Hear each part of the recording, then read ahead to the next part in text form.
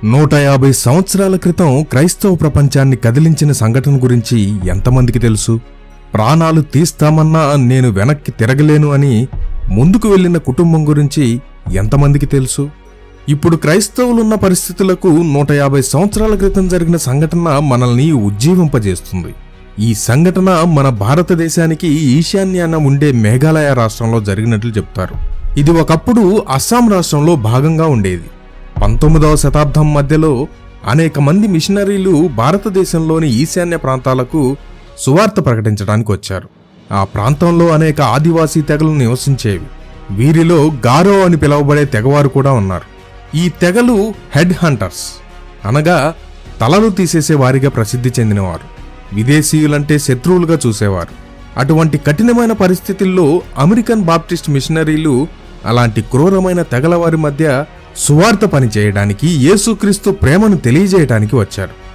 దేవుని కృప వలన వారి సువార్త పరిచర్య ద్వారా గారో తెగకు చెందిన నెక్సింగ్, అతని భార్య మరియు 2 పిల్లలు యేసుక్రీస్తు రక్షణ సువార్తను అంగీకరించారు, బాప్తిజం పొందారు మరియు క్రైస్తవులుగా మారారు.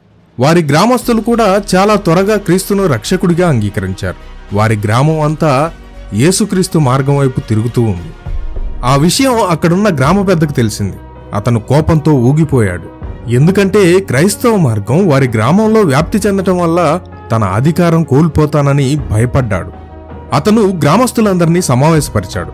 వారందరిలో నోక్సింగ్ అతని కుటుంబం ముందుకు రండి అని పిలిచాడు.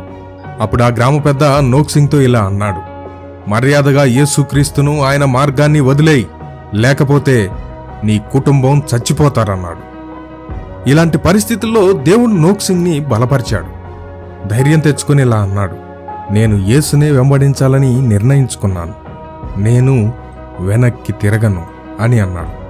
ఈ మాట విన్న గ్రామ పెద్ద కోపంతో ఊగిపోయాడు. నోక్సింగ్ యొక్క 2 పిల్లలను బాణాలతో చంపమని ఆదేశించాడు. ఆ బాణాల దెబ్బకు అతని పిల్లలు నేలపై విలవిల్లాడుతుండగా మళ్లీ నోక్సింగ్ను హెచ్చరించాడు: ఇప్పుడైనా నీ విశ్వాసాన్ని వదిలేయి, లేకపోతే నీ భార్య కూడా చనిపోతుంది. కాని నోక్సింగ్ మళ్లీ ఇలా అన్నాడు: ఎవరూ నాతో రాకపోయినా నేను యేసునే వెంబడిస్తాను, నేను వెనక్కి తిరగను అని అన్నాడు. మళ్లీ ఆ గ్రామ పెద్ద కనికరం లేకుండా నోక్సింగ్ భార్యను కూడా బాణాలతో చంపండి అని ఆదేశించి అతని భార్యను కూడా చంపించాడు.